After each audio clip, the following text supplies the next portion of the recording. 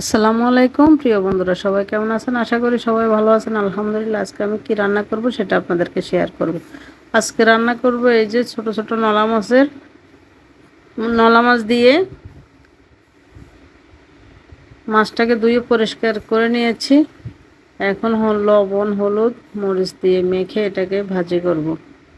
দিয়ে দিয়েছি লবণ, হলুদ আর মরিচের গুঁড়ো। এখন এটাকে ভালো করে মেখে নিয়ে এদিকে বসাই দিয়েছি একটা কড়াই।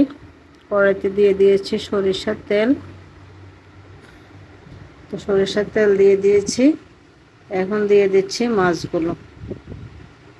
তো মাছগুলো দিয়ে উল্টে পাল্টে এটাকে ভাজি করে নেব। তো রান্না করব এটা কাঁকরোল আর পটল দিয়ে। মাছ ভাজা হয়ে গেছে, এখন আমি মাছগুলো তুলে নিচ্ছি। তো এখন আরেকটু তেল দিয়ে আমি দিয়ে দিয়েছি আস্ত কিছু জিরা, দিয়ে দিলাম পেঁয়াজ,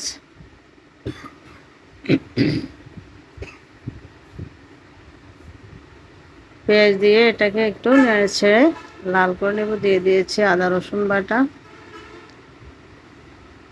এখন দিয়ে দিয়েছি লবণ, দিয়ে দিলাম হলুদের গুঁড়া, মরিচের গুঁড়া, এখন দিয়ে দিলাম হলুদের গুঁড়া।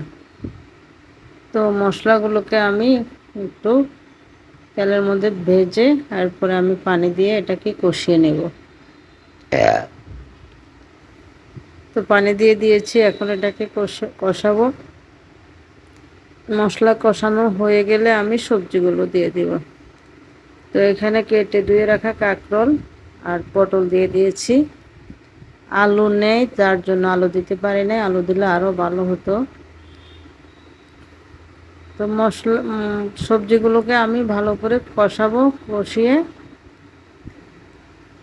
তারপরে জল দিয়ে দেব।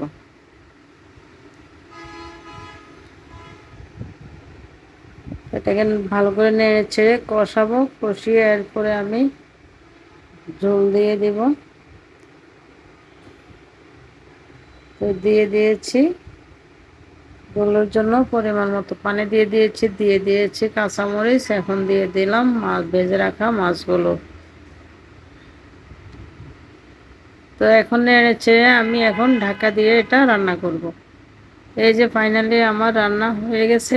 কেমন হয়েছে যদি ভালো লাগে প্লিজ পেজটি ফলো দিয়ে লাইক কমেন্ট শেয়ার করবেন। আর আমার ইউটিউব চ্যানেলটাকে সাবস্ক্রাইব করার অনুরোধ রইল।